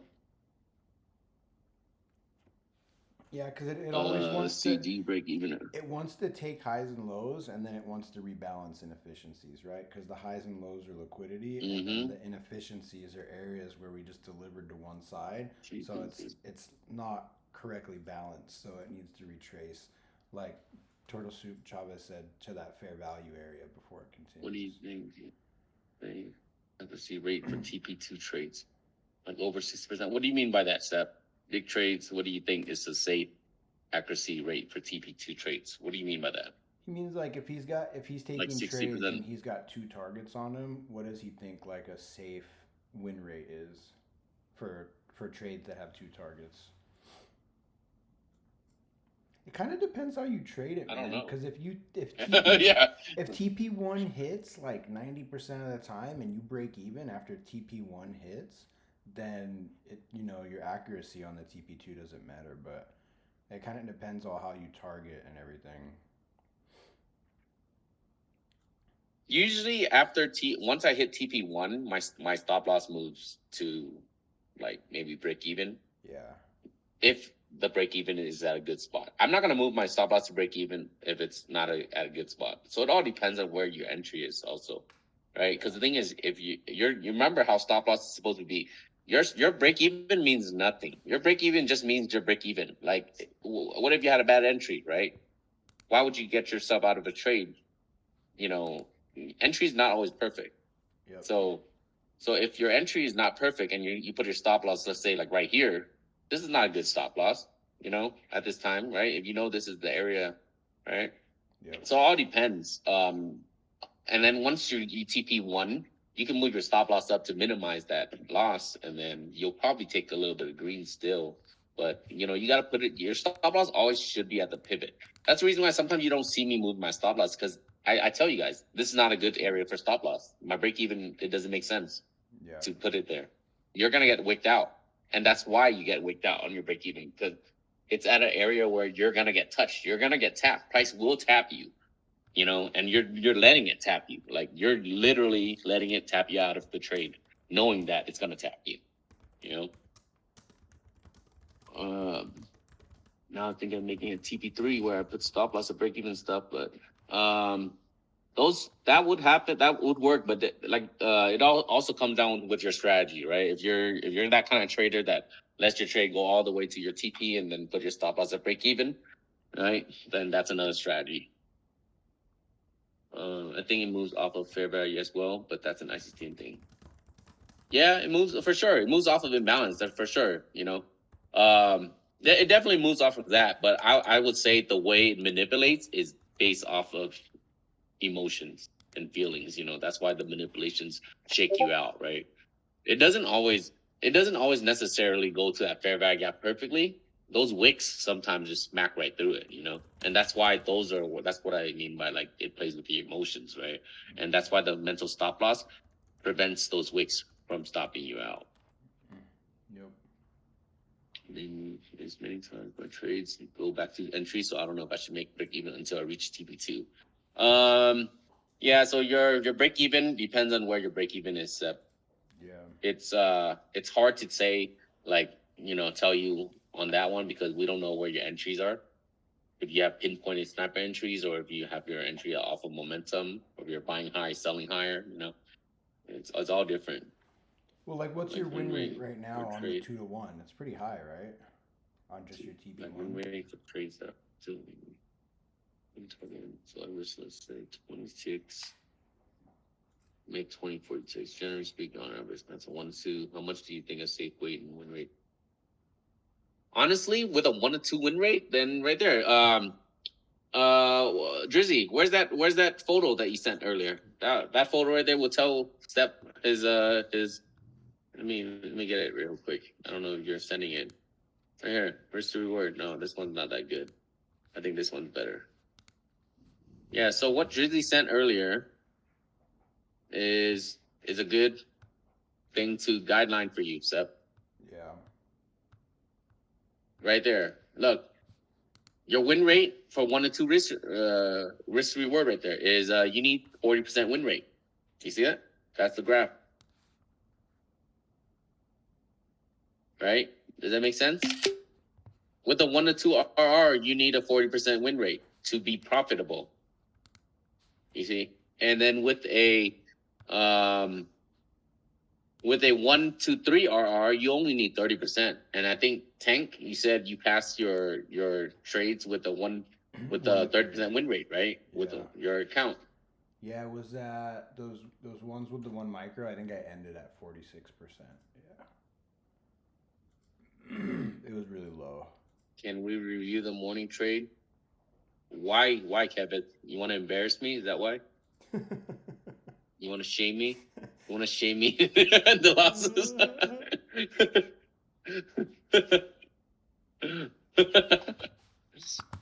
I'm just kidding. So the morning trade is actually here. This is actually where. Actually, no, this is not morning trade. This is where we're at. Yeah. Okay, so right here, this is where we got stopped out. This is a 1 minute chart. All right. So the morning trade, what happened was, is this it? Is this morning? Let's see. Nope, this is not the morning. I'm gonna look at that right here. Right. Nope, not here either. Yeah, this thing's all the way down. Right here. 400, right here. There you go. Right, I see. I had a bookmap level right here at 400. And this was a level that I was targeting also. Remember, when the market was open, this was where the news started, right here, right around 8:30, right here. Yeah, somewhere right here. And then we saw the move come down. And obviously, I was actually going to hop in the shorts. You guys saw me draw this little thing right here, right? I had this little thing like this. Like, I actually had something like this. Like, I believe it was like this. This is how my setup was right here. I had like, basically I had this. And then at the time, right, price was only here. Price was like right around this area, right? And then this was how it looked. It's kind of like this, right? And then I was waiting for price to kind of hit this area, and then we're gonna take longs. But at the time, I decided, okay, you know what? Right here, see here, we actually have a good amount of space to take a short. So I wanted to take a short down to that 400, right? But by the moment I drew this, you can see here, price flew, price dropped. So right when I drew this, I was too late already. The moment I did that, price, you got this candle over here, just dropped. Right. And at that point, it's like, man, I'm not gonna take this trade anymore. Like it was like right here, right? It's at the time it's like right here or something. You know, so the trade it lost its RR. And then I didn't want to just take a little tiny piece of it, right? Even though it did move really fast. But then right after that, we obviously removed this one. Right? I think Slim took the shorts right here. Slim took the shorts, right? Where's Slim? Is he here? Yeah. So I think he heard something about the shorts. He took the shorts, hit this area. Then after that, he took the longs. Right. He took the longs from right around this area. When I said V-shaped recovery, right? V-shaped recovery was coming in, which is right here, right, Tank? This is the Yep. 5 minute fair value gap, as you can see right here. 5 minute fair value was created right here. And then once it came up to this area, I was like, okay, then now we gotta look for an entry around this area, right? And then as price came up, we wanted price to come down. I wanted price to come down to like tap, like, you know, as price kind of held around this area, see right here. I wanted price to come down to like right around 470. I remember I said 470 because at the time I think I did something like this, right? Something like that. It was I don't know, but it was somewhere around here. I had a fib, and which was, look, it's a 50%, kind of around 50% of the imbalance.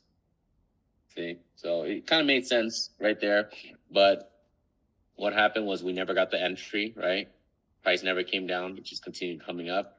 And then at one point, somewhere right here, I tried to long it. I think it was probably somewhere right here, and it got stopped out. See, it couldn't hold above.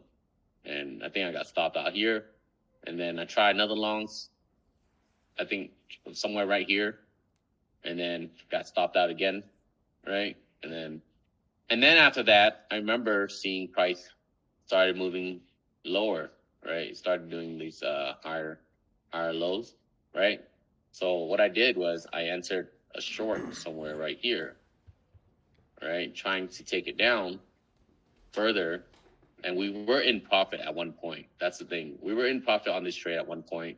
But obviously, right, profit came and then it just reversed on us. I think at the time our stop loss was like right there. As price came down, I didn't think price was going to continue upwards, right? And here's the funny thing, right? After it stopped me out, we went back in profit again, as you can see, right? But here's also the thing. What we should have implemented was that candle close, right? 1 minute candle close. Look, you see? Had we implemented the candle close, we would have been okay.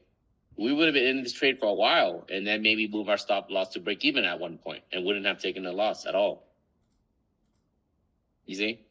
Right? This is how we could have implemented that 1 minute candle. Like, let's say our stop loss could have been like let's say, like that could have been our mental stop loss, right? Right? Mental stop loss. You know? So, see, mental stop loss could have been up here, and look, we would have been in it, right? Had we followed a 1 minute candle close. And then at one point, maybe we would have been able to even catch a like a TP. Maybe we would decide, hey, you know what, it's too choppy, let's just TP here, right? Things could change based off of however the situation is when we're in the trade and how we manage it. So had we implemented that 1 minute stop loss, look, we would have been okay all the way up over here. You see? This is a long ass. I remember I was like, damn, man, this is when we were dealing with that the trade of it issue too. And we're like, God damn, yeah. This is like this is so choppy. Right? Look, 38 minutes that chop for. Yep. You know? That's after that the 38 minutes right there of chop. And all that chop, I sat out until the afternoon because of it. You see? But yeah, so what we were teaching you guys today is you guys could have used that today, right? This morning. Say 1 minute would have saved us probably in this trade. But there was just so much going on with the whole issue and everything. Yeah, see, like, you know what I mean? Like, a lot could change, right? Like, if we were to be in this trade and it's chopping like this, we could have exited out at the break even or even in profit and be like, hey, you know, it's over. Let's call it, you know? And then we would have been in profit, right? And then, yeah, so we got chopped out. You see, I was in longs. Look, I tried entering longs here, got stopped out. Tried entering longs again, got stopped out again on this one. And then after that, as it's moving down, and I thought it's, you know, this is what it looked like right here, you know, right? It looked like it was coming down, entered, got stopped out. That's when I called it. I just want to see what we learned today can be applicable. That's very cool, not gonna lie. Better overall for chop. Okay. yeah, so that was the example. Hopefully that was helpful. But right there, right, what you guys learned today could have been implemented this morning, and it would have saved in this situation, right? And let's just say, for example, if you guys were liking longs, let's see how we would have handled it if we were longs, right? So if we were in the long idea and we're trying to take it up, right? Here's the fair value gap, right? You see the little fair value gap, the little green thing right here? We could have moved our stop loss right there, right? Look, would have kept you in this trade. 1 minute. Yep. There's a 1 minute fair value gap right here, guys. You see? And then now, look, let's say we create this new pivot. Remember, as I was telling you guys, when we create new pivots, higher lows, right? Yep. Okay, so this is the pivot. So stop loss is going to be here. This is a new pivot. Stop loss is here, right? This is now basically your mental stop loss, see? Right? You move it here, then now it bounce here, so you move it here, right? You see how we never got the 1 minute candle close? So now, like I said again, looking back at this and doing this with you guys, this course actually helped me too. It's a refresher for me, right? Sometimes you forget about these strategies because you get so worked up on social media and they show you a bunch of shit. But Yep. see, like this right here is now telling me that this was actually a good strategy. Why am I not implementing it more often? Yep. Right? And you can see here, we would have stayed in this trade through the chop off of a 1 minute pivot. Mm-hmm. This is where buyers are present, right? And then now at that point, if you see prices holding up like this right here, right? And it's technically doing a higher low, right? Now you draw a trend line, however you want to draw it, right? Let's say right here. This one actually looks better, right? And then now, what you're gonna do is move your stop loss up here now, right? Mental stop loss. Remember mental stop loss. So now you guys are gonna start seeing this mental stop loss a lot more often, okay, guys? Yeah. So that's what it means when you guys are on the live. Because he brings it up. And in I'm the, gonna on the be live. implementing it. And Yeah. what's that? No, I said you bring it up on the live What's too that? when you're saying it. So that's what he's talking about when he says it on the Yeah. live. Yeah, I usually don't draw it, but I'll start drawing it more because now you guys actually know what I'm talking about. I'm not crazy. I'm not a crazy person just saying gibberish. I mean, we all kind of but- crazy, dog, if we're being Yeah. honest. But yeah. Let me Yeah, show so, him one thing I use when I'm in trades real what's quick. that? Let me show him something I use when I'm in trades real quick. I'll share my screen. Yeah, so wait, here real quick. Let me finish this out real quick here. Yeah, But you when guys you're can see, done, right? when you're Look, done, mental when you're stop loss, look, Mhm. and then mental stop loss, right? And then mental stop loss, literally all the way up. You see, look, mental stop loss, right? The Mental whole stop loss way. on this 5 minute imbalance. Look at that. You guys would have hit a banger on this. What the hell am I doing? See? Hey, isn't it I dumb when forgot you my own know strategy. you know exactly what to do, and then when Look. it goes to execute, and you're just like, what the heck? Sometimes. It's so different because like it comes to emotions again. You see, Yes. you see, we can have the banger strategy, but because the market feeds off of our emotions, what does it do? It makes you forget your whole strategy. Yes. Look at this. Look, we're just following a 1 minute strategy now. Look, you can literally just keep on mental stop lossing, mental stop loss, all the way up until, look, mental stop loss here, right? And then you keep moving it up. Look, and then there's a imbalance right here, mental stop loss, right?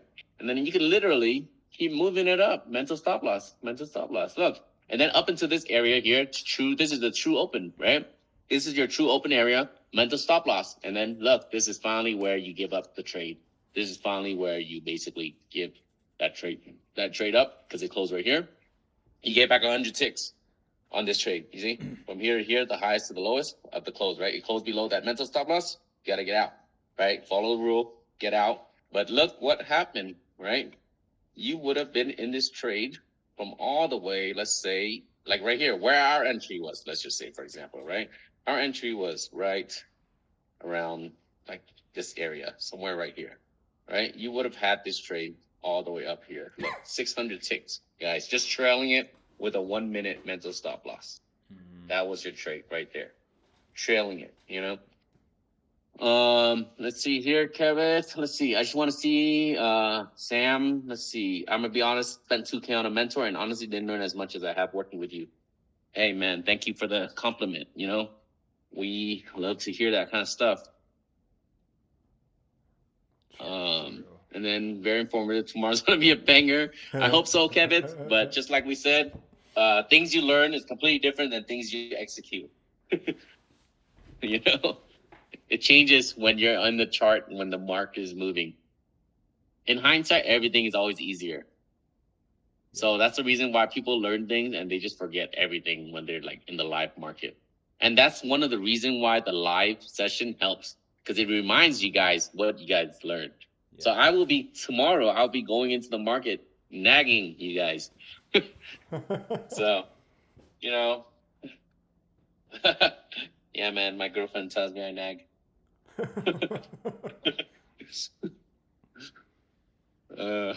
All right, so what were you gonna show, Tank? I'm gonna close out my screen and then we're gonna hop onto yours, okay? Okay. Yeah.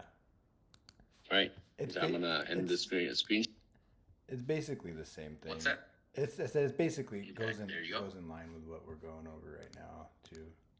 I'll put this on. Just that, like, if Yeah, we're, but so far I think yeah, what do you guys think so far, guys, of this course? I think so far I think it's super informative. It's actually bringing me back a lot of memories and a lot of information that I'm digging up out of myself too. let's go. Reminding myself. It things. does. It helps, right? When it really does. Yeah, it does. Like teaching actually helps me too because it reminds me of things that I know, and it's like, why am I not implementing it more? Yep. You know. So if I'm in a long, guys, and it's exactly the same as what we did. If I'm in a trade and I'm in a long, I want to see all of the order blocks supporting price higher, right? And it worked out perfect today. It's the same thing Dick just told you guys with trailing that though. Here's one order block. It supports price higher, right? Another order block, it's supporting price higher.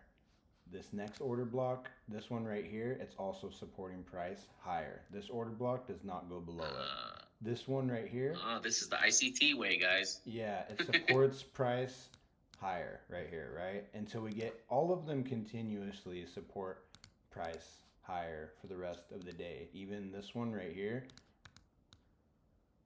no bodies come back below this order block the rest of the day, right? Mm-hmm. It continuously supports price. Yeah. And it continues to do that the rest of the day. The PM session, what did Pam and I take? I was on the phone with my sister, so I didn't say it, but announce it. But same thing right here, look. Supports price higher, right? All of these order blocks, they continuously support price higher. Here's another one right here. Continuously supporting price higher. And then what can we do with that, right? How can we use that, right? The 1 minute candle close. Exactly, the 1 minute candle close.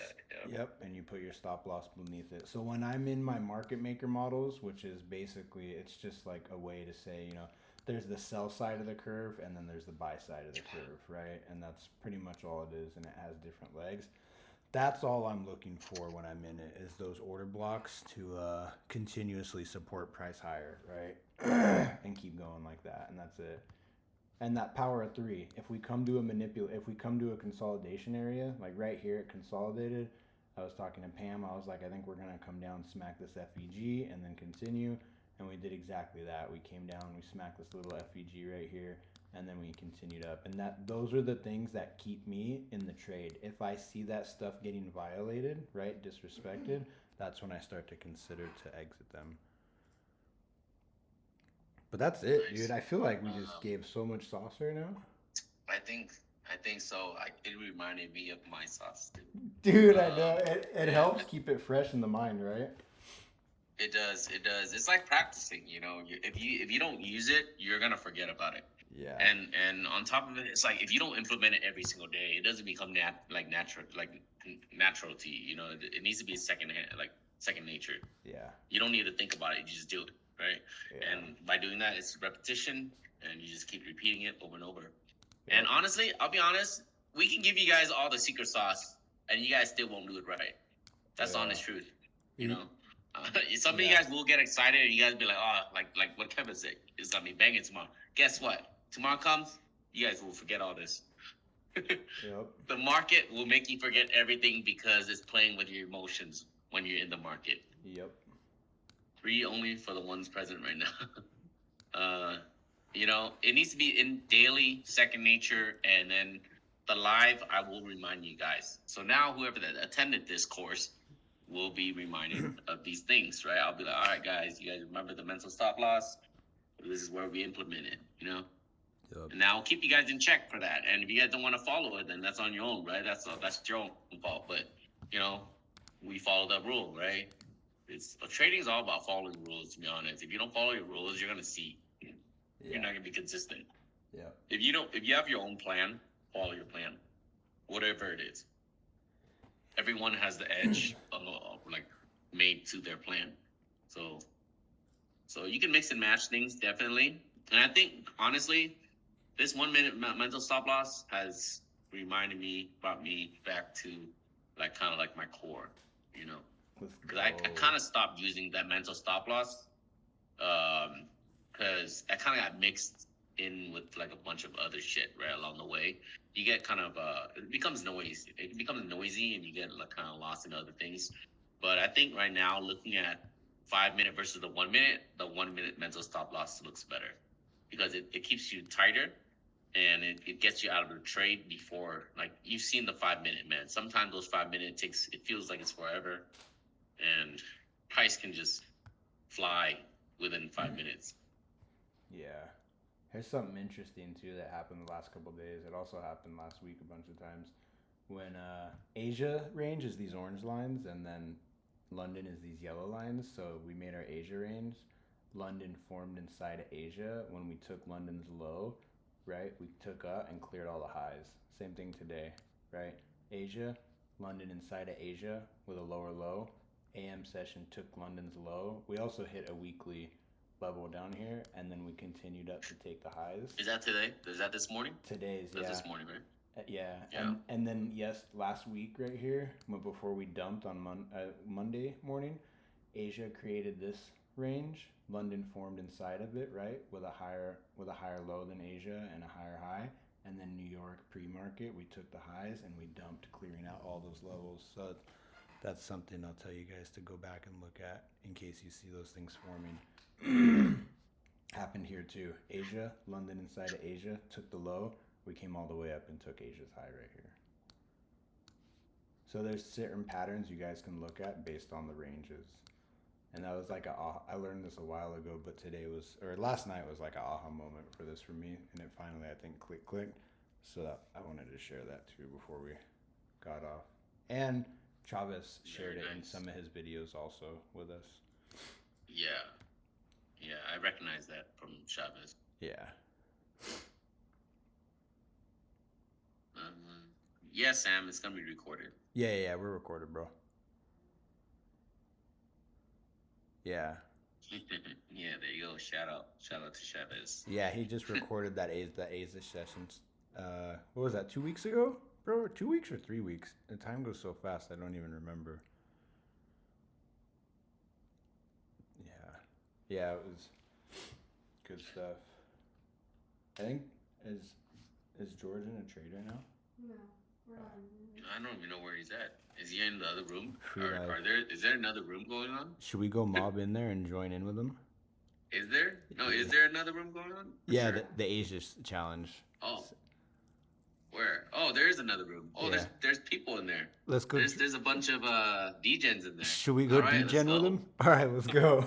I mean, we might as well. We're done here, right, guys? We're done. Any questions? Let's go. Any questions before we head out over to the other room? All the degens are hiding in there, so that's where they went. Yeah, there's 2 lives going on right now, man. We got like different parties going on here. Oh, well, I'm going to upload the recording right now for the group, bro, and then it should be posted here in a little bit. Hold on, let me record this real quick. This is sick. Man, we got like different sessions everywhere. Yes. Look, man, how cool is this? Look at this, guys. We got 2 courses, or we got a risk management course right here going on, right? And then we got diamond hands here in the other room with a bunch of degens trading. Degens. In Asia sessions. Right now trading. Look at them. They're all here taking trades. These guys don't want to learn. They want to trade instead. Look at this, guys. There we go. We know who the dedicated ones are and who the straight degenerates are now. George said he's the side chick. Is that what he said? He said he's leaving. He's the second option. All right, let's do it. I'm gonna go over there. Look at Pam. I saw Pam going over there, warning them. Warning, we're about to get we're about to